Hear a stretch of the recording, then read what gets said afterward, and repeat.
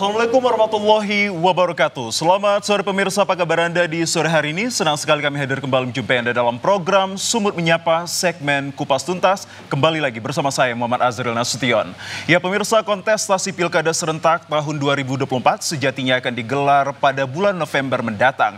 Namun sejumlah dinamika politik masih saja kerap terjadi menghiasi rangkaian kegiatan jelang Pilkada 2024 ini. Seperti halnya penolakan revisi undang-undang, isu dinasti politik hingga berubahnya arah dukungan dari partai dan juga tokoh politik bagi sang calon di menit-menit terakhir. Dan yang paling mirisnya pemirsa, belakangan ini terjadi adanya 44 calon tunggal yang akan berlaga pada kontestasi pilkada serentak di wilayah-wilayah Indonesia. Seperti halnya di Provinsi Sumatera Utara pada daerah Asahan, Pakpak Barat, dan juga Serdang Bedagai. Lantas sejauh ini bagaimanakah menavigasikan dinamika politik yang sesungguhnya agar bisa diaktualisasikan secara arif dan juga bijak, dan faktor-faktor penyebab terjadinya dinamika politik hingga konflik sosial untuk kita ketahui seperti apa? Bersama saya kita akan bahas kurang lebih 1 jam ke hadapan Anda dengan tema yang sangat menarik dan juga epik pada sore hari ini kami angkat, yakni dinamika politik Pilkada 2024. Dan untuk itu kami harapkan kehadiran Anda melalui telepon interaktif kami di 0811 6100 386,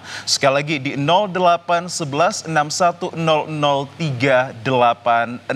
Kami akan ulangi, tema kami adalah dinamika politik Pilkada 2024. Nah, menjawab pertanyaan dan juga diskusi ini kami hadirkan narasumber-narasumber yang sangat baik dan juga profesional dalam hal ini. Yang pertama saya sapa terlebih dahulu kepada yang kami hormati, pengamat hukum dan politik, Dr. Dhani Sintara MH. Assalamualaikum, selamat sore Pak Doktor. Waalaikumsalam Bang Azril, selamat sore. Kabar baik ya? Alhamdulillah. Baru kemarin kita berbicara revisi Undang-Undang Pilkada, kini kembali lagi menghiasi layar kaca TVRI Sumatera Utara dalam topik yang berbeda. Sangat apresiasi, terima kasih atas kehadirannya Bang Doktor. Siap. Dan yang kedua pemirsa, untuk mempertajam informasi kita telah hadir pula sosok pria tampan. Beliau adalah aktivis Sumatera Utara, Abangdah Ridho Fahrezi. Assalamualaikum, selamat sore Bang. Waalaikumsalam warahmatullahi wabarakatuh. Kabar baik Bang? Alhamdulillah Bang Azril. Alhamdulillah kabar baik ya. Sibuk ternyata belakangan ini Bang Ridho Fahrezi. Sudah banyak yang mendekat Bang untuk cari-cari nama begitu? Coba miss call aja. Coba miss call ya. Baik, siapakah yang miss call nanti kepada Bang Ridho Fahrezi untuk mendapatkan simpatisan atau pendukung untuk maju di kontestasi Pilkada serentak? Kita nanti akan diskusikan juga pemirsa. Baik pemirsa, temanya adalah dinamika politik Pilkada 2024. Saya kembali langsung untuk melakukan diskusi yang menarik ini kepada Dr. Dhani Sintara MH. Saya manggilnya abang aja supaya lebih akrab. Bang Dhani, kalau kita mengingat bahwa jelang Pilkada 2024 ini rangkaian kegiatan politik ini sudah dimulai dari pendaftaran yang siogianya dibuka tanggal 27 hingga 29 Agustus 2024 lalu. Namun kilas balik bahwa sejumlah dinamika politik ini masih saja menghiasi rangkaian-rangkaian kegiatannya. Mulai dari revisi Undang-Undang Pilkada, isu dinasti politik, dan bahkan yang terakhir ini ada calon tunggal yang akan maju di Pilkada serentak tahun 2024. Anda melihat perkembangan isu dinamika politik ini seperti apa? Baik, terima kasih Bang Azril. Saya mau meletakkan dulu, kalau berbicara tentang dinamika politik Pilkada ini, saya mau berbicara dulu dari hulu nanti baru sampai pada hilirnya. Nah, tentunya kan kalau kita berbicara tentang Pilkada lah kita katakan ya sebagai salah satu bentuk pesta demokrasi pada tingkat lokal itu kan tidak terlepas dari pemilihan presiden pada waktu itu. Nah, ketika presiden itu sudah selesai pemilihannya, itu kan pesta demokrasi di tingkat nasional, barulah diadakan pada tingkat lokal. Nah, kalau kita mengamati ya, saya mengamati dinamika perkembangan politik pemilihan kepala daerah ini mencuatnya itu pasca adanya putusan Mahkamah Konstitusi nomor 60 dan 70. Nah, dari putusan Mahkamah Konstitusi itu tentunya kan ada perubahan peta politik, ya peta dukungan dan lain sebagainya. Saya kasih salah satu contohnya, yaitu bahwasanya ada beberapa partai politik yang pertama pada awal-awal sebelum ada putusan MK itu dia tidak mencalonkan, ataupun kalau mencalonkan dia berkoalisi dengan partai politik yang lain. Nah, pasca adanya putusan MK itu partai politik itu kan diturunkan grade harganya dan presentase daripada keterwakilannya di DPRD atau suara akumulasi sah di dalam pemilihan DPRD sebelumnya. Nah, itu ada partai-partai yang mencalonkan tanpa berkoalisi, seperti Medan lah kita katakan ya. pada waktu kita melihat bahwasanya ada salah satu partai politik yang mencalonkan calonnya itu dari partainya sendiri karena sebelumnya dia tidak cukup kuotanya. Setelah adanya putusan MK itu menjadi cukup. Nah, dia majukan calonnya. Nah, artinya itu kan merubah yang namanya peta politik dalam pemilihan kepala daerah, dan tentunya itu merupakan suatu dinamika tersendiri. Nah, itu dari hulunya dulu. Nah, kalau saya melihat di hilirnya, Bang Asril ya, ketika kita berbicara tentang namanya kontestasi pilkada itu, kita harus bisa mencermati begini. Tidak bisa kita katakan pemilihan kepala daerah ini adalah pesta demokrasi di tingkat lokal yang berdiri sendiri. Saya tidak bisa menjamin itu 100%. Kenapa? Itu tidak terlepas dari intervensi pemilihan presiden pada beberapa waktu yang lalu. Artinya apa? Siapapun presiden terpilih, dia harus membangun kesenyawaan dari pemerintah pusat hingga kepada pemerintah daerah. Artinya apa? Sebenarnya pemilihan kepala daerah ini dinamikanya itu tidak terlepas dari bagaimana presiden terpilih, partai-partai penguasa itu, dia akan mencoba untuk membangun kesenyawaan, hilirisasi dari pemerintah pusat hingga kepada pemerintah daerah. Artinya apa? Saya mau memberi catatan, pemilihan kepala daerah ini pun tidak terlepas dari, kita katakan sokongan, perhatian, bahkan pengaruh tokoh-tokoh besar, bahkan pengaruh daripada partai-partai politik, baik yang menang ataupun yang kalah. Kesimpulannya saya mau mengatakan sebenarnya ini adalah di tingkat lokal, pesta pemilihan kepala daerah ini adalah juga pertarungan antara partai-partai politik yang berseteru pada waktu pemilihan presiden pada waktu itu. Baik, sejauh ini tadi Anda menyimpulkan adanya terkait tentang terminologi istilah membangun kesenyawaan yang mulai dari atasan sampai ke bawahan ini. Terlebih pada kita alamatkan adalah presiden. Sejauh ini apakah tokoh-tokoh politik yang bisa dikatakan memiliki nama besar layaknya presiden ini sangat dibutuhkan sekali bagi sejumlah calon? Sebenarnya begini Bang Asir, kalau kita melihat ini dalam perspektif saya katakan asumsi saya katakan asumsi, kalau kita berkuasa di tingkat pusat, melihat dinamika perkembangan otonomi daerah sekarang ini, kepala daerah itu kan diberikan kewenangan yang sangat luar biasa dalam penyelenggaraan pemerintahan daerah. Bisa nggak program-program daripada pemerintah pusat itu berjalan dengan baik sampai kepada tingkat daerah kalau tidak ada kesenyawaan, chemistry antara pemimpin pada tingkat atasan sampai kepada pemimpin tingkat bawahan. Kalau itu tidak bisa dia bangun, maka akan sangat menyulitkan bagi pemerintah di tingkat pusat itu untuk menjalankan program-programnya sampai kepada tingkat daerah. Itu kalau kita lihat dalam perspektif yang positif. Kalau perspektif yang negatif itu artinya begini, pemerintah pusat atau presiden terpilih atau partai-partai penguasa itu bagaimana dia mencengkram. Sebut saja saat ini Koalisi Indonesia Maju Plus. Katakanlah begitu. Sekarang saya melakukan survei kecil-kecilan begini. Masyarakat kita kan sekarang oportunisnya begini. Si A itu calon siapa? Dari partai mana? Aduh, kemungkinan kansnya untuk menang itu lebih besar. Kenapa? Karena didukung oleh partai penguasa. Itu artinya cengkraman penguasa itu dia implementasikan sampai kepada pemilihan kepala daerah. Disitulah dinamikanya sebenarnya. Tapi hal tersebut sepertinya tidak serta-merta akan terjadi di wilayah Sumatera Utara, mengingat di 2013 lalu bahwa partai-partai besar itu telah kalah oleh pemilih pada calon gubernur dan juga wakil gubernur Gatot Pujo Nugroho, Bang. Mereka hanya didukung oleh koalisi-koalisi yang sedikit, artinya partai politik yang sedikit tapi bisa meraup untung dan juga kemenangan sebanyak 1.604,337 suara. Nah, jadi begini, kalau saya melihatnya begini, ada beberapa pembabakan pemilihan kepala daerah ya. Ada 2013, ada 2018. Di 2018 pun partai penguasa itu kalah loh. Partai penguasa. Nah, cerita 2013, 2018, dan 2024 itu adalah segmen-segmen cerita yang berbeda. 2013 itu kita lihat belum ada cawe-cawe yang begitu kentara. Bagaimana di 2018 itu saya melihatnya begini.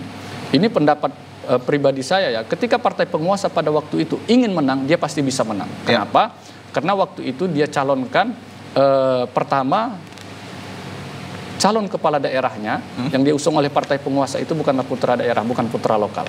Kemudian yang kedua, ini mohon maaf ya, yang dia calonkan pada waktu itu adalah ada sedikit kaum minoritas di sini, kan begitu kira-kira.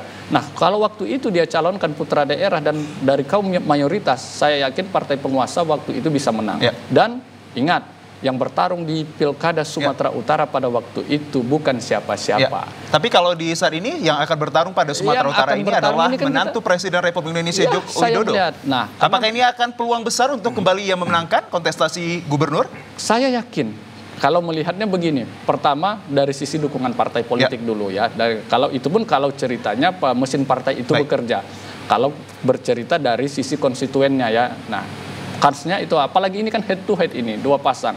Bukan saya menafikan calon yang satu lagi itu akan kalah, tidak. Itu tergantung pada perjuangan daripada masing-masing calon. Tapi dari sisi dukungan partai, amunisi politik, dan siapa yang bisa menjamin saat sekarang ini tidak ada intervensi politik dalam kontestasi pemilihan kepala daerah di Sumatera Utara. Artinya dilakukan secara fair dan nanti berikan masyarakat yang memilih, begitu? Iya, kalau masyarakatnya tidak oportunis. Kalau masyarakatnya oportunis ya ada intervensi kekuasaan, mudah-mudahan jangan sampai ya. Karena saya pikir pemilihan kepala daerah di Sumatera Utara ini agak sedikit berbeda dengan pemilihan kepala daerah di daerah-daerah lainnya. Kenapa? Karena ada yang namanya salah satu calon kepala daerah di Sumatera Utara ini kan menantunya presiden. Nah, saya harap presiden tidak menggunakan kekuasaan atau intervensinya di dalam pemilihan kepala daerah. Tapi cawe-cawe begitu boleh ya? Cawe-cawe kalau kan di segmen sebelumnya ya pada minggu yang lalu saya katakan cawe-cawe itu sah-sah saja. Boleh. Tapi dengan satu syarat. Dia tidak menggunakan infrastruktur kekuasaan yang melekat pada dirinya. Kalau dia menggunakan infrastruktur yang melekat pada dirinya, nah itu kan tidak fair dan itu adalah salah satu contoh kehidupan berbangsa dan bernegara yang tidak sehat. Baik, terima kasih Bang Dhani, informasi yang sangat menarik dan juga sangat detail. Untuk yang pertama sekali saya mengarah langsung kepada aktivis Sumatera Utara Bang Ridho Farizi yang juga bisa dikelompokkan masih muda ini untuk melihat perkembangan situasi dinamika politik kita setelah masa pendaftaran hingga saat ini, apa yang mungkin bisa Anda wakilkan untuk diketahui oleh masyarakat luar sana dan bagaimana kita menyikapinya hingga membentuk navigasi yang baik dan bijak seperti apa? Ya, baik, terima kasih Bang Azril. Izin Bang Dhani. Siap. Pertama, kita telah melewati fase-fase yang saat kemarin mungkin saya anggap boleh krisis ya.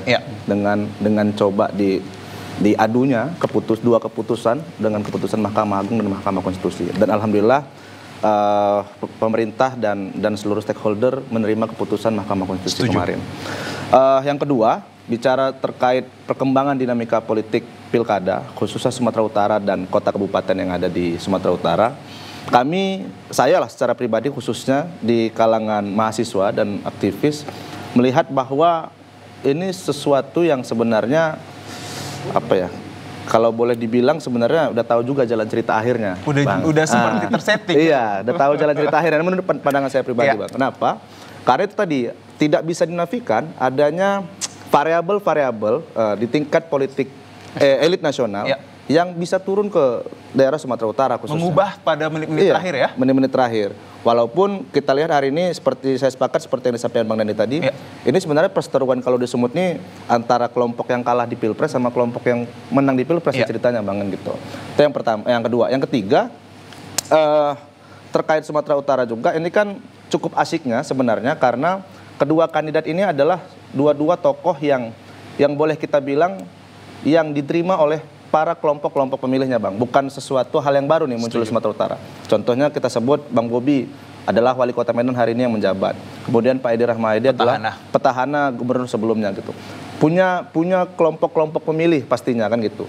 Cuman yang menjadi sebuah kekhawatiran saya kalau dilihat ini kan dengan semakin tajamnya perseteruan, Bang, antara partai politik lah katakan gitu kan, antara kelompok penguasa dan kelompok yang tidak berkuasa hari ini. Maka kita khawatir adalah kelompok-kelompok di akar rumput, Bang. Kelompok-kelompok di akar rumput yang tadi mohon maafnya kalau bicara oportunisme masyarakat Sumatera Utara dan Kota Medan ini masih banyak juga, Bang, yang mungkin melihat dari sisi pragmatis gitu, kemudian apa yang didapat gitu, bukan bicara jangka panjang apa yang bisa diberikan gagasan-gagasan atau kita sebut saja apa yang telah dibuat hari ini. Contoh Pak Bobi, apa yang sudah dibuat nih untuk Kota Medan. Kemudian Pak Edi, apa yang sudah dibuat untuk Sumatera Utara kemarin gitu. Kalau tolak ukurnya sampai di situ, maka saya berpikir bahwa ini sehat nih cara kita mengamati paslon-paslonnya gitu. Tapi kalau lagi-lagi kembali pada bagaimana persoalan yang lalu, mohon maaf di Pilpres yang lalu, ya saya sendiri juga di depan mata tuh, Bang, ada bansus-bansus pertebaran, ada cap-cap, ada cap-cap yang mungkin mengarah pada satu kandidat. Ini kan sebuah hal yang nggak sehat menurut saya. Dan apakah hal itu akan terjadi kembali? Bisa jadi. Bisa jadi. Bisa jadi. Makanya saya bilang tadi jalan ceritanya udah pernah main, Bang. Dan kita bisa tafsirkan di kemudian hari ini udah tahu nih gimana hasilnya gitu loh. Mungkin itu, Bang, kalau di awal nih cerita kita. Ya, lalu kan kita juga mengetahui bahwa dua kontestan ini nanti yang akan berlaga di Pilkada serentak tahun 2024 ini ada Bobi Nasution dan juga Edi Rahmayadi ini didukung oleh sejumlah partai politik yang besar. Layaknya Bobi Nasution didukung oleh Koalisi Indonesia Maju Plus, ada 10 partai jika saya tidak salah, dan kalau kita bergeser ke Edi Rahmayadi selaku petahana ini ada 6 koalisi partai yang mendukung, bisa dikatakan adalah salah satu sumber untuk nanti bisa meraup suara. Anda melihat sendiri potensi-potensi pada popularitas partai politik ini sangat dibutuhkan bagi mereka kah? Dan seperti apa signifikansi untuk mendukung mereka? Popularitas partai politik tentu ini sangat berpengaruh, Bang. Karena ya kader-kader partai yang ada di Sumatera Utara bagi yang mengusung tadi kandidat tentu terus bekerja nih. Kalau mesin partainya tadi seperti dibilang Bang Dhani bekerja ekstra nih. Tapi kalau saya sebut nih, kalau tadi Bang Dhani bilang ada kesenyawaan kesenyawaan dari tingkat nasional, dari atas ke bawah. Kalau saya boleh bilang, saya sebut SKSD nih, Bang. Satu komando, satu dorongan. Saya pikir sok kenal sok dekat. Bukan, satu komando, satu dorongan, Bang. Kenapa? Karena ada keinginan bersama bagaimana keinginan di tingkat nasional itu bisa dibawa tanpa ada permasalahan sedikit pun ke tingkat daerah, khususnya di daerah Sumatera Utara nih misalnya.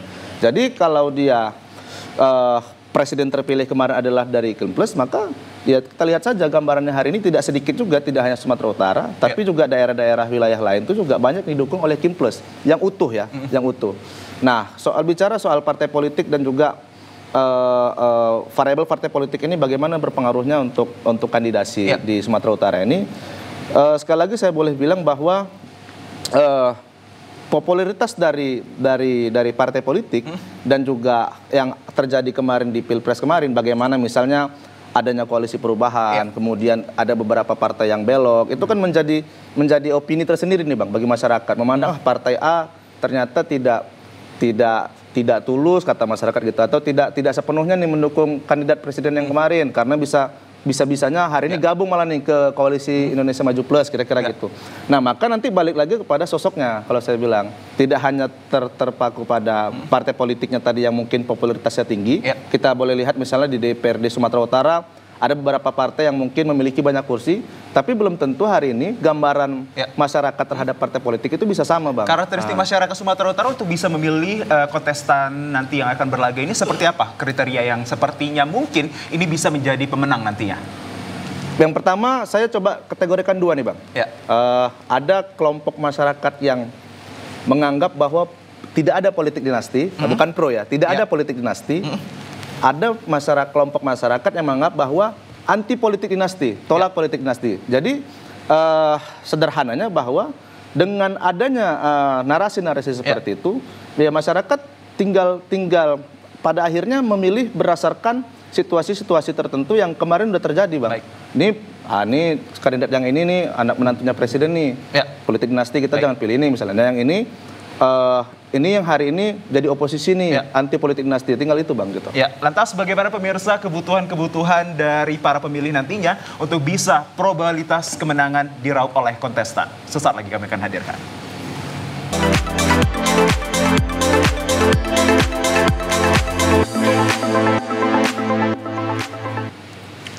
Ya, pemirsa, selebrasi akhir dari proses kepemiluan adalah kemenangan bagi setiap kontestan. Lantas, bagaimanakah menunjukkan probabilitas kemenangan dan seperti apa yang dibutuhkan oleh para kontestan nantinya bisa meraup suara dari masyarakat di luar sana? Saya menuju ke Bang Dhani ini, bahwa kalau kita melihat probabilitas kemenangan ini bisa mengacu pada hal apa saja, Bang, agar para kontestan ini bisa meraup keuntungan pada suara yang akan diterima? Nah, kalau saya melihat kalau berbicara tentang probabilitas kemenangan itu, saya mau melihat dari dua aspek. Yang pertama yang namanya aspek elektabilitas. Kenapa? Kita harus, saya sepakat ya tadi apa yang dikatakan Ridho ya, bahwasanya dua tokoh, khususnya di Sumatera Utara lah ini ya, dua tokoh yang maju ini kan dikenal orang, tapi ingat itu hanya popularitas. Tidak selamanya orang yang memiliki popularitas dia memiliki elektabilitas, ya.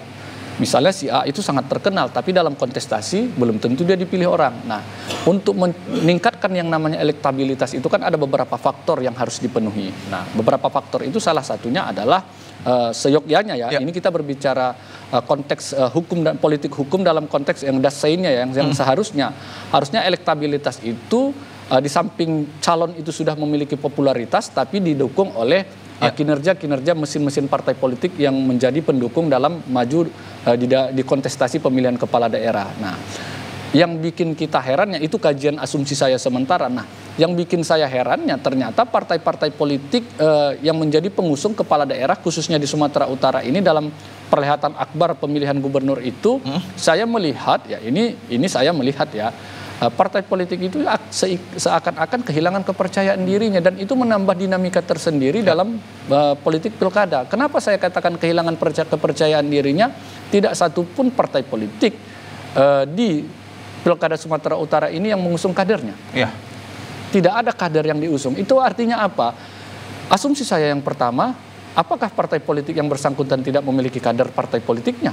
Yang kedua, apakah dia bersikap apatis dan dia tidak mau mengusung partainya karena tidak ada yang berani. Karena ada di beberapa daerah, misalnya partai politik itu apatis, saking popularitas dan memiliki elektabilitas yang tinggi seorang calon, maka pesaingnya tidak ada yang berani maju. Tapi kan tidak demikian halnya di Sumatera Utara, di mana yang maju itulah adalah orang-orang yang memiliki popularitas. Tapi sayangnya orang-orang yang memiliki popularitas, kita katakanlah dalam hal ini adalah Pak Bobi, Pak Edi, itu kan sudah memiliki popularitas. Tapi mereka ini diusung oleh partai-partai politik yang mana mereka bukan kader dari partai politik yang mengusung mereka. Dan itu menjadi antitesis daripada bagaimana seyogyanya partai politik itu menjadi pendukung dalam meningkatkan elektabilitas sehingga probabilitas keterpilihan daripada si calon itu sangat tinggi. Tapi saya lihat itu yang pertama. Nah, kemudian yang kedua, ketika kita berbicara probabilitas keterpilihan seorang calon kepala daerah itu, dia harus melihat tingkat pendidikan daripada masyarakat yang ada di Sumatera Utara. Tingkat pendidikan itu kan sangat berpengaruh pada seorang calon, bagaimana dia meyakinkan, bagaimana dia menggait hati daripada pemilih yang ada di Sumatera Utara ini. Khusus nggak di Sumatera Utara, di mana-mana di seluruh Indonesia calon itu kan berlomba-lomba menggait hati masyarakat. Nah, menggait hati masyarakat itu bagaimana calonnya? Kan itu. Nah, yang saya khawatirkan dalam kontestasi perhelatan akbar pemilihan kepala daerah ini, kita dihadapkan kepada dua pilihan. Yang pertama, yaitu memang kita dihadapkan kepada masyarakat yang memang dia memilih itu berdasarkan hati nuraninya dan tingkat pendidikannya yang memang sejajar untuk itu.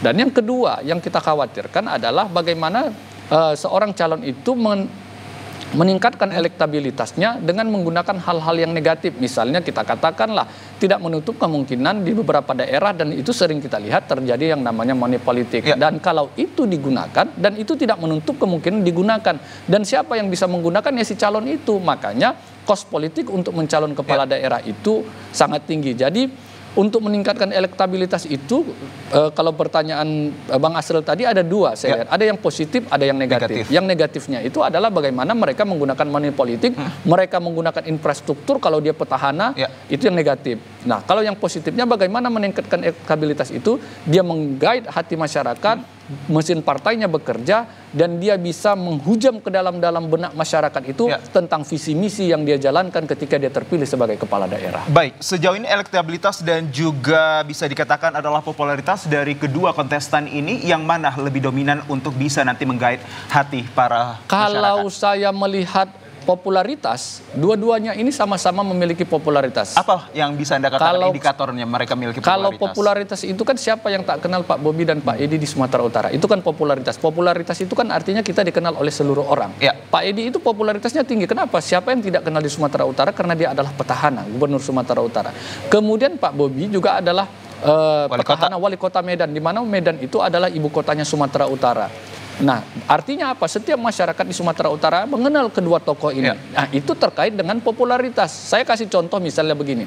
Saya memiliki popularitas, tapi ketika saya mengikuti sebuah kontestasi dalam pemilihan apapun, belum tentu orang mau memilih saya. Kenapa? Karena tingkat elektabilitas itu bukan hanya ditopang oleh popularitas, tapi ada faktor elektabilitas. Nah, faktor elektabilitas inilah yang harus dikejar dan dipupuk bersama-sama oleh para kontestan.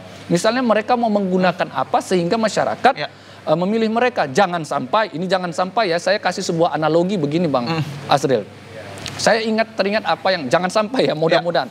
Saya teringat apa yang dikatakan oleh Charlie Chaplin ya. Ini memang lawakan, humoris, tapi menghujam ke jantung kita. Dia katakan begini, saya pernah mengadakan kontestasi orang yang paling mirip dengan Charlie Chaplin. Dan saya ikut di dalam kontestasi tersebut. Saya memperoleh juara 2. Juara yang pertama adalah anaknya wasit, katanya seperti itu. Artinya apa? Hal-hal yang seperti itu jangan sampai terjadi untuk meningkatkan elektabilitas daripada si calon kepala daerah tersebut. Baik, dan sejauh ini apakah ada kemungkinan besar kecurangan juga akan terjadi? Kalau kecurangan itu di setiap kontestasi itu saya pikir tidak bisa kita nafikan. Tidak bisa kita nafikan, kecurangan itu akan tetap ada, tapi kita melihat begini ya, siapa yang bisa menggaransi, dan tidak ada pun satu manusia di muka bumi ini yang bisa menggaransi bahwasanya tidak akan ada kecurangan. Bagi saya bukan tidak ada kecurangan, tapi bagaimana kita saat sekarang ini mengejar meminimalisir yang namanya kecurangan. Siapa yang bisa membuat kecurangan? Nah, mungkin Bang Rido juga tahu, Bang Azril juga tahu ya. Yang berpotensi membuat kecurangan itu adalah siapa yang memegang kekuasaan yang paling tinggi. Kan baik, itu dia dari Bang Dhani, dan saya coba untuk mengambil paradigma yang paling lagi untuk kepada Bang Rido Farizi selaku aktivis Sumatera Utara, bahwa sosok pemimpin yang diinginkan oleh masyarakat adalah yang saling keberpihakannya kepada masyarakat tentunya. Sejauh ini berbicara tentang elektabilitas dan juga popularitas, apakah Anda melihat kedua-duanya ini dalam artian adalah Bobi Nasution dan juga Edi Rahmayadi khususnya di Sumatera Utara ini memiliki kedua-dua komponen tersebut, elektabilitas iya dan juga popularitas iya? Jika iya, apa yang mungkin Anda bisa tawarkan kepada masyarakat kita? Pertama, kalau bicara popularitas Bang, kalau Pak Edi ini kan karena mantan gubernur Sumatera Utara, ditambah lagi dengan punya karakter tersendiri yang mungkin keras, lugas, kadang-kadang nyentrik juga narasinya, opininya, sehingga dikenal karena mungkin mantan angkatan juga kali ya, mantan tentara juga. Dan juga beliau adalah ketua Persatuan Sepak Bola ya? Iya, PSSI kan sempat juga. Jadi dikenal cukup banyak lah sepak terjang beliau, sehingga masyarakat Sumatera Utara ketika disebut nama Pak Edi siapa yang nggak kenal gitu kan. Begitu juga dengan Bang Bobi ini. Dengan menjabat sebagai wali kota Medan, ya terlepas dengan positif negatifnya opini masyarakat, apa yang terjadi di kota Medan hari ini, khususnya di bagian pembangunan yang mungkin di sana-sini dibangun, ada yang bilang dibangun aja tapi nggak dirapikan, nggak siap-siap misalnya. Ada yang dibangun tapi udah selesai gitu. Ada juga yang bilang bahwa ini menantunya presiden sehingga akselerasinya lebih cepat. Sehingga kan masyarakat itu kan di bawah kan apa yang tampak dan apa yang mudah saja diingat Bang, kan gitu. Nah, tapi kalau bicara soal elektabilitas, ini kembali lagi pada hasil kinerja selama ini nih. Nah, saya pantau terus tuh di sosial media kan gitu. Ini misalnya yang buzzer-buzzer yang pro Pak Bobi nih bilang ke Pak Edi, apa sih yang dibuat Pak Edi selama 5 tahun di Sumatera Utara? Gitu juga buzzer-buzzernya Pak Edi mungkin barangkali kan.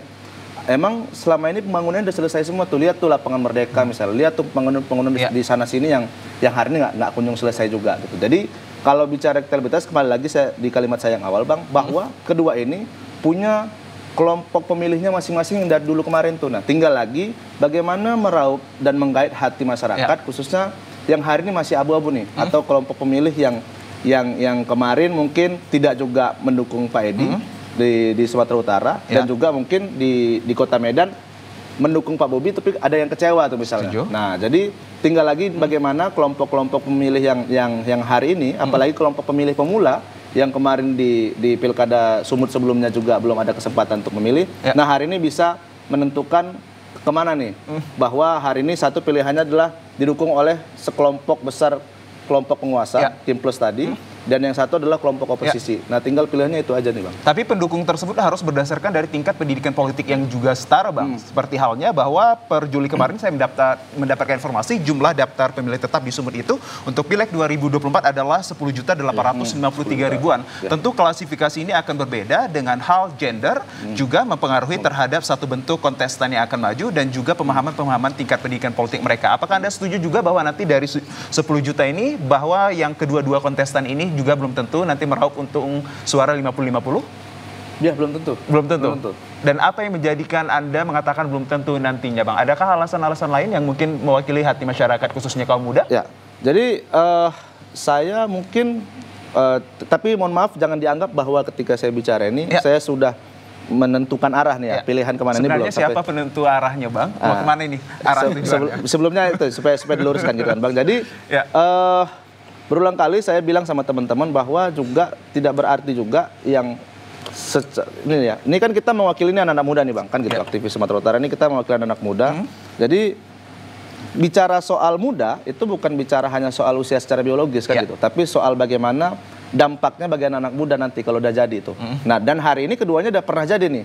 Yang satu pernah jadi wali kota Medan, yang satu pernah jadi Gubernur Sumatera Utara. Apa yang dampak Anda katakan? Seperti apa wujud untuk anak muda yang Anda inginkan rupanya? Hari ini anak-anak muda itu kan tidak terpaku pada sesuatu hal yang serius nih Bang. Contoh, hari ini seberapa besar atau banyak sih hari ini working space yang ada di kota Medan atau Sumatera Utara nih. Sehingga anak muda bisa punya creative space, anak muda bisa punya arah sendiri, tidak hanya terpaku pada sesuatu hal yang serius, tapi bisa misalnya mendirikan startup. Ini kan kita kan coba lebih ke arah yang mungkin lebih kekinian nih Bang, kan gitu. Nah, tapi sampai hari ini belum begitu banyak nih working space ataupun creative space yang ada di Sumatera Utara ataupun di kota Medan. Nah, kalau untuk pemilih muda ataupun pemilih pemula hari ini mungkin masih, kalau saya boleh bilang masih melihat-lihat nih Bang, mana program-programnya yang kemarin mungkin coba di restruktur lagi lah, dicoba dibangun kembali sehingga punya dampak yang positif bagi anak-anak muda. Karena kalau bicara yang lalu, karena saya belum dapatkan sama sekali nih apa dampaknya bagi kita. Baik. Sejauh ini Anda selaku aktivis Sumatera Utara dan juga peranan yang sangat cukup baik untuk bagaimana nantinya para kontestan ini mungkin sudah mengincar Anda. Sejauh ini sudah ada calling-callingan? Miss call lah Bang. Belum berani kita jawab. Nanti dianggap kita sudah memihak pada satu calon kan. Baik, saya kembali ke Bang Dhani. Kalau kita melihat bahwa dinamika politik ini tidak hanya berkaitan tentang isu dinasti politik, baru revisi undang-undang pilkada, bahkan ada hal yang sangat mungkin kita katakan adalah di menit-menit terakhir partai politik hingga tokoh partai politik ini bisa mengubah arah dukungannya Bang. Sebenarnya bagaimana sebenarnya konsep politik kita sesungguhnya di Indonesia ini? Apakah karena kurang popularitas atau kurang kepercayaan terhadap ilmu politiknya? Nah, kalau saya yang pertama begini. Peta politik itu kan peta politik seperti yang saya katakan di awal tadi, peta politik dukungan ini kan tidak terlepas dari pasca putusan Mahkamah Konstitusi nomor 60 dan 70 itu, di mana sebenarnya ada pihak yang diuntungkan dan ada pihak yang dirugikan.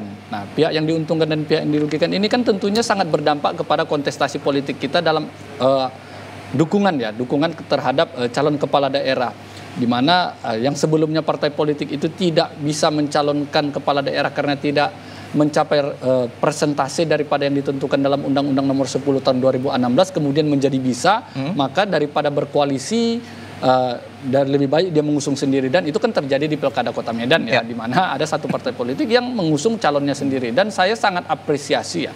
Sebenarnya kalau kita lihat Bang Asril ya.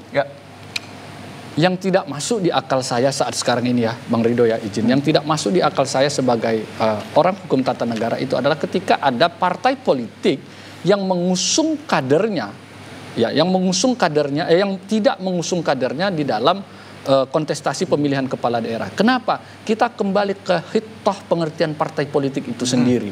Partai politik itu adalah sekelompok orang ya yang terhimpun, yang memiliki ideologi yang sama untuk mencapai tujuan bersama. Artinya apa? Ketika itu ada sebuah partai politik, tentu kan mereka memiliki ideologi bagi para anggotanya. Bagaimana mungkin dia mengusung orang yang bukan utusan dari partai politiknya? Itu kan artinya apa? Menjungkir balikkan paradigma makna politik itu sendiri. Sehingga apa? Sehingga ketika dia tidak mencalonkan kadernya, itu akan menjadi sulit bagi kita untuk menebak arah-arah langkah-langkah politik ke depan.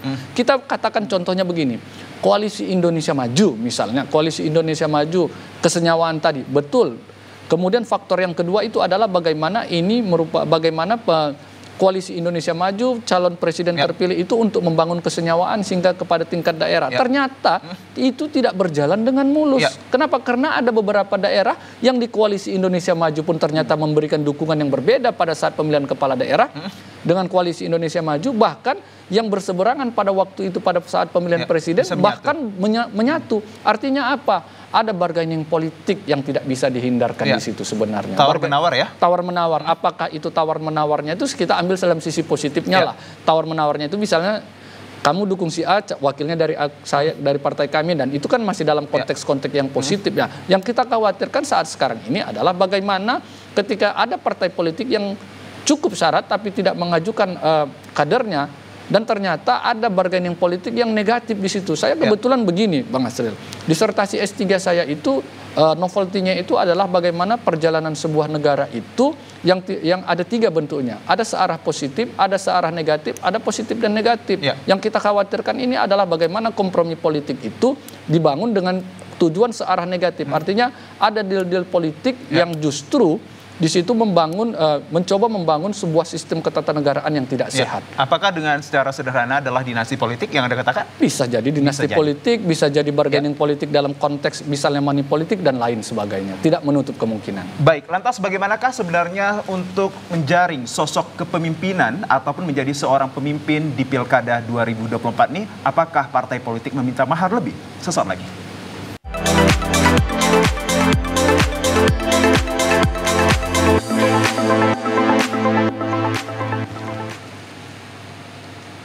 Ya, pemirsa, pemilu tidak hanya sejatinya melahirkan stigma menang maupun kalah, tapi juga berkaitan tentang bagaimana melahirkan sosok-sosok pemimpin pada setiap pilkada maupun proses kepemiluan hingga akhirnya. Lantas sejauh ini bagaimana untuk terkait menjaring sosok-sosok pemimpin agar bisa memimpin satu kawasan maupun satu provinsi? Saya menuju ke Bang Dhani sebelum ke Bang Rido. Untuk menjadi seorang pemimpin ini, apalagi terlibat dalam partai politik, apakah ada mahar-mahar tertentu ini, Bang? Jadi begini, kalau saya katakan begini, kalau mahar itu saya katakan dengan tegas tidak bisa tidak, itu pasti ada. Kenapa? Karena mahar daripada calon kepala daerah itu kita katakan saja, kita anggap dulu dalam konteks yang positif ya.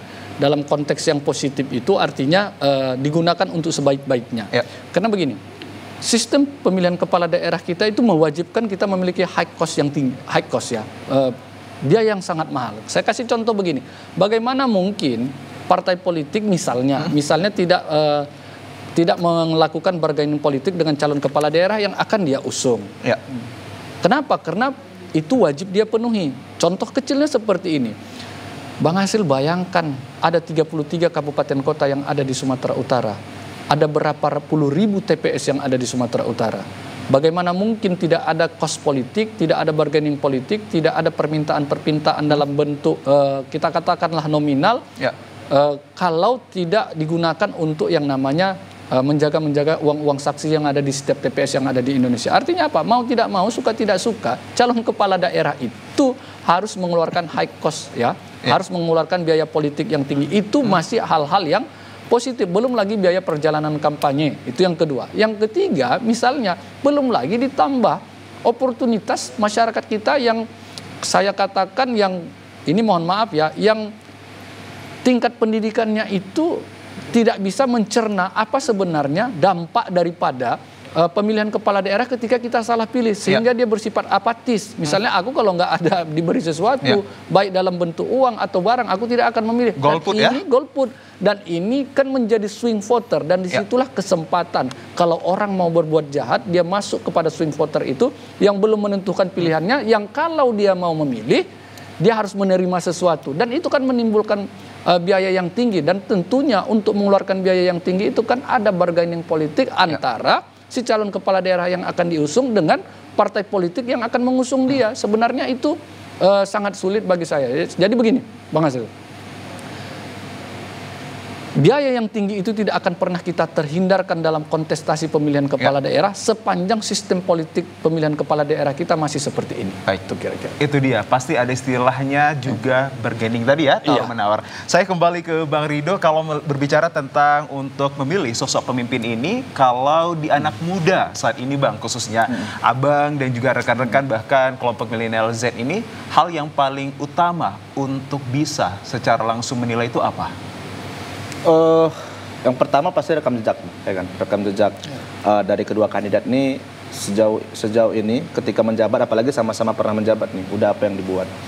Yang kedua terkait bagaimana hubungannya atau interaksinya dengan berbagai kelompok ataupun elemen-elemen di masyarakat. Misal aktivis-aktivis mahasiswa nih contohnya kita yang terwakilkan, atau misalnya kepada kelompok-kelompok seniman misalnya, atau kelompok-kelompok guru dan lain sebagainya. Sudah sejauh apa keberpihakannya sehingga lebih jelas nantinya ketika para kandidat ini berkontestasi pada Pilkada 2024 sudah memiliki tambahan dukungan dari elemen-elemen masyarakat yang ada di Sumatera Utara. Kita ini kan berbagai ragam etnis dan elemen loh Bang, lapisan masyarakat nih kan. Ada yang buruh, ada yang guru, ada yang dan lain sebagainya. Contoh misalnya kita ambil kasus kemarin yang sempat viral itu kasus P3K tuh di berbagai kota kabupaten di Sumatera Utara. Nah, apakah ada sedikit nyentuh nggak tuh atau mengeluarkan statement atau narasi sehingga terlepaslah apakah itu bagian dari pencitraan atau tidak, itu mereka-mereka yang tahu. Tapi kan ketika itu muncul di lapisan masyarakat, karena kan niatan mencalonkan sebagai gubernur Sumatera Utara ini kan bukan 1 minggu 2 minggu sebelum pendaftaran Bang, sudah dari jauh-jauh hari kan. Nah ketika ini ada kan tentu menambah ketertarikan masyarakat nih. Nah ternyata kan juga saya lihat tidak ada kan gitu. Kemudian kita coba buka lagi lembaran ke belakang misalnya tentang seniman ataupun tentang cagar budaya yang ada di Sumatera Utara. Bagaimana kepeduliannya kita lihat Istana Maimun itu sudah sejauh apa diperhatikan oleh pemerintah ya, gitu, pemerintah daerah. Sehingga ini menjadi salah satu daya ketertarikan tambahan bagi kaum pemilih. Kalau saya misalnya secara pribadi, bagi kita yang hari ini menjadi aktivis mahasiswa ataupun aktif di organisasi mahasiswa di kampus misalnya. Nah, apakah sudah ada atau bahkan sudah sejauh apa dukungan yang diberikan secara moral gitu loh bagi kita hari ini yang ingin berkembang gitu di kampus masyarakat, di kampus dan juga di organisasi. Sejauh ini saya pikir dari keduanya tidak begitu memperhatikan juga begitu Bang. Apakah sejauh ini pencitraan itu sangat dibutuhkan untuk menjadi seorang pemimpin nanti ya? Iya tentu Bang, tentu. Boleh pencitraan. Tentu, itu kan bagian dari niat Bang, kan? Bagian dari niat.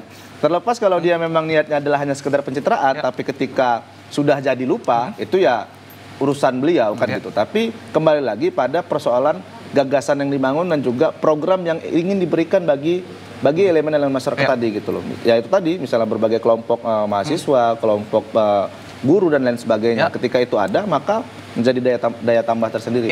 Sejauh ini Bang Ridho, to be honest, kedua kontestan yang akan hadir pada Pilgub ini dekat dengan pencitraan yang baik atau jauh dari pencitraan yang buruk? Dekat dengan pencitraan yang baik. Ini filsafat juga pertanyaan. Iya. Dekat dengan kedua ini jauh dari pencitraan yang buruk. Oke, itu diplomatis supaya aman Bang. Baik, kalau begitu Bang Ridho, saya juga mewakili dari masyarakat bahwa kalau kita lihat salah satu kontestan ini bisa dikatakan dekat dengan retorika politik yang keras dan juga kuat ini. Salah satunya yakni bunyinya adalah seperti ini. Jangankan menantu presiden, malaikat pun saya akan tantang. Bagaimana Anda melihatnya? Apakah itu sangat dibutuhkan retorika-retorika seperti itu? Kalau itu kan, kalau saya sih berpandangan sah-sah aja ya Bang. Baik beliau sebagai kandidat ataupun tidak, itu kan bagian dari reaksi ketika secara spontan ditanyakan oleh awak media gitu. Tapi secara substansi saya pikir ini kan kadang masyarakat kita ini kan mungkin buzzer-buzzer kali ya Bang. Ketika ada sesuatu hal yang sifatnya nyentrik, sifatnya mungkin bertentangan dengan nilai-nilai dan norma gitu kan. Ini cepat kali digoreng Bang, gitu. Cepat digoreng terus diangkat gitu kan. Tapi secara substansi menurut saya itu tidak ada yang terlalu melanggar ataupun terlalu berpengaruh gitu loh. Apalagi khususnya bagi kita yang hari ini aktivis. Kita biasa Bang ngomong sama kawan-kawan sendiri, ya bahkan lebih kasar dari itu kadang kalimat yang kita keluarkan gitu. Apalagi misalnya kita aksi nih, tadi mau kadang lebih kasar dari itu. Maka kita coba lihat substansinya aja gitu loh, bahwa yang mungkin ingin disampaikan oleh Pak Edi Sarito adalah jangan mentang-mentang gitu barangkali kan gitu. Jangan mentang-mentang anak si ini atau bagian dari ini maka ya bisa suka-suka hati. Sekali lagi saya tambahkan gini Bang. Kalau saya justru lebih sepakat bahwa itu tadi seperti dibilang Bang Andi bahwa partai-partai yang gemuk ini, partai-partai yang punya kemampuan atau kecukupan untuk bisa meraup suara ataupun melahirkan kadernya untuk menjadi kandidat, itu bisa mengkandidatkan kadernya sendiri gitu loh. Tapi hari ini saya tidak tahu nih apakah mungkin itu tadi seperti dibilang Bang Dhani bahwa sudah ada bargaining politik, atau yang kedua tersandra sama kekuasaan Bang. Ya, tersandra oleh kekuasaan. Baik, berbicara tentang tersandra kekuasaan, kita langsung mengarah kepada pengamat hukum dan politik. Sebenarnya dinamika politik ini sudah sering sekali terjadi dan memiliki dampak yang buruk oleh masyarakat. Anda melihat dinamika politik ini siapa yang dirugikan dan siapa yang diuntungkan Bang dalam setiap kontestasi kepemiluan? apapun begini Bang Sela, yang namanya ketika sistem itu buruk dalam segala bentuknya ya, tentu yang paling dirugikan itu yaitu masyarakat. Masyarakat. Itu pasti. Tidak ada yang bisa. Kenapa? Karena masyarakatlah yang akan merasakan yang namanya apa dan apa yang harus dilakukan dan bagaimana kepemimpinan calon terpilih pada 5 tahun yang akan datang. Jadi masyarakat itu tidak bisa terlepas dari dampak-dampak kalau dia bersifat negatif ya. Nah, menyambung apa yang dikatakan Ridho tadi ya, sandera politik itu ada. Di disertasi saya itu saya buat bagaimana dalam kontestasi ya, kalau bicara hukum tata negara ini kan semi politik, dia kan semi politik. Nah, bagaimana sandera politik itu justru itu menjadi senjata yang ampuh di dalam melanggengkan kekuasaan. Itu pasti. Contohnya begini, saya kasih analogi saja lah ya, supaya macam Ridho juga ini diplomatis dia kan. Nah, diplomatis dia begini. Main aman ya Bang? Main aman. Nah, begini. Pertanyaannya adalah siapakah yang bisa menyandera? Bisakah saya menyandera misalnya aparat penegak hukum? Tentu tidak bisa karena saya tidak punya kekuasaan. Yang bisa menyandera itu adalah orang yang memiliki kekuasaan. Nah, bisa Anda sebutkan jabatannya saat ini atau tidak? Kalau misalnya begini, ini Bang Hasil pandai juga ini ya kan, dipancingnya kita. Dipancing terus. Saya udah kasih kiasan tadi. Kalau dia analogi hukumnya begini, kalau kita berbicara politik, kita berbicara ketika kita berbicara pilkada itu kita berbicara tidak terlepas dalam kaitannya dengan politik. Kita berbicara dengan politik ya sesungguhnya bicara tentang politik itu adalah bagaimana merebut kekuasaan, itu pasti. Tapi dalam kekuasaan dalam bentuk yang positif ya. Nah, berbicara tentang kekuasaan yang bisa menyandera itu adalah pihak yang berkuasa. Siapa yang pihak berkuasa? Kalau kata seniman tanyakan pada rumput yang bergoyang. Oke, saya akan ada lagi tanyakan satu lagi. Apakah sejauh ini dari ketua umum partai-partai politik tersandra, Bang? Saya menyimak begini. Bang Asril ya. Beberapa waktu yang lalu pidato presiden kita, saya tahu celah-celahnya ketua partai politik. Saya tahu itu tandanya apa? Itu kan bahasa politik yang saya pikir tidak multitafsir dan itu menjurus kepada hal-hal tertentu. Dan itu terbukti dilakukan saat sekarang ini. Baik, dan juga secara gamblang begitu ya? Iya, secara gamblang. Baik, Bang Dhani, tanpa terasa juga sudah berada di ujung segmen. Kita akan meminta konklusi dari setiap narasumber ini bahwa kontestasi maupun selebrasi demokrasi akan politik ini tidak terlepas dengan hadirnya dinamika politik yang menghiasi layar kaca kita pastinya dan juga layar kehidupan politik kita. Lantas dari Bang Ridho selaku aktivis Sumatera Utara dan juga anak muda ini bagaimana untuk menavigasikan meski dinamika politik ini hadir tapi kita tetap bijak dan arif untuk mengaktualisasikannya pada pemilihan nanti seperti apa? Ya, baik, terima kasih Bang Azril. Jadi dalam politik pilkada 2024 yang dilaksanakan serentak ini kan khususnya Sumatera Utara ya, saya agak miris juga sebenarnya melihatnya. Yang pertama bahwa ada 6 kabupaten di Sumatera Utara itu yang memiliki calon tunggal, artinya melawan kotak kosong. Artinya saya boleh menafsirkan sedikit, ada semacam kegagalan barangkali bagi partai politik untuk bisa melahirkan kader-kader terbaiknya untuk maju gitu. Artinya masyarakat tidak punya pilihan nih Bang, selain untuk memilih paslon yang ada gitu, atau pilihannya kotak kosong. Nah, semoga saja ketika ini nanti berlangsung tidak kotak kosong yang lebih besar. Karena kalau kotak kosong yang lebih besar berarti ya partai politik juga gagal. Mohon maaf. PJ yang akan naik ya? Ya, maka akan PJ yang akan naik. Berarti kan partai politik gagal dalam melakukan kaderisasi di partainya masing-masing gitu kan. Atau tadi yang kedua, asumsinya adalah mungkin barangkali sudah ada berjen politik ataupun tersandera kekuasaan. Nah, untuk bagaimana kita sebagai masyarakat Sumatera Utara dan Kota Medan hari ini khususnya yang kalau saya tidak salah itu punya DPT keempat terbesar ya, di Indonesia gitu kan. Maka seyogyanya kita dengan DPT terbesar ini dan hari ini kita dihadapkan dengan 2 pilihan untuk Sumatera Utara. Ada Pak Bobi dan ada juga Pak Edi. Yang satu mewakili partai penguasa ataupun kelompok penguasa, yang satu adalah kelompok oposisi. Maka kita coba lihat dulu bagaimana arah perpolitikannya nih, arah politiknya ke depan. Atau melalui kebijakan-kebijakan dan gagasannya gitu. Kalau yang kita rasa adalah memiliki keberpihakan terhadap kita, khususnya kita secara pribadi, misalnya kita kaum guru, kita kaum buruh, kita nelayan dan lain sebagainya. Ketika itu ada mungkin saya boleh bilang ini sesuatu hal yang sah-sah saja gitu dalam pragmatisme politik ya Bang. Karena itu juga menggambarkan bagaimana kebutuhan kita. Tapi jangan juga menerima money politik tadi, bantuan dan sebagainya gitu. Yang terakhir adalah kita sebagai anak muda, teman-teman sekalian, saya ingin ngajak teman-teman untuk jangan juga menjadi menjadi kacungnya para partai politik dan juga penguasa gitu loh. Malah kita yang hari ini menggembar-gemborkan bagaimana kita harus mendukung ini, tapi kita hanya serta-merta menawarkan sesuatu yang sifatnya oportunis gitu, tapi tidak juga apa gagasan yang akan diberikan gitu. Mungkin itu. Bang Ridho, singkat dan padat dari pengamat hukum politik, singkat dan padat dinamika politik kita seperti apa?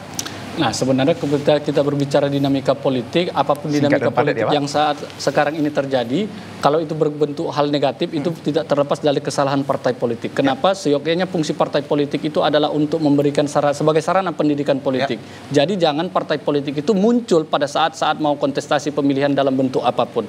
Maka dari itu, mulai sekarang saya meminta kepada partai politik, kembalilah kepada hitohnya, yaitu memberikan sebagai sarana pendidikan politik sepanjang waktu bagi masyarakat, agar kita tidak berhadapan dengan dinamika politik seperti saat sekarang ini. Baik, kami ucapkan terima kasih atas kehadiran pengamat hukum dan politik Dr. Dhani Sintara MH, dan juga disusul aktivis Sumatera Utara Abang Ridho Fahrizi yang telah membagikan perspektif luasnya dinamika politik Pilkada 2024 dalam program Sumut Menyapa segmen Kupas Tuntas. Semoga ini menjadi corong informasi yang sangat objektif dan juga edukatif. Kami ucapkan sekali lagi terima kasih. Dan pemirsa, demikian yang dapat kami sampaikan dalam program Sumut Menyapa edisi Senin 2 September 2024. Akhir kata, saya Muhammad Azril Nasution mewakili seluruh kerabat kerja yang bertugas pamit undur diri dari hadapan Anda. Selamat sore, Assalamualaikum warahmatullahi wabarakatuh. Sampai jumpa.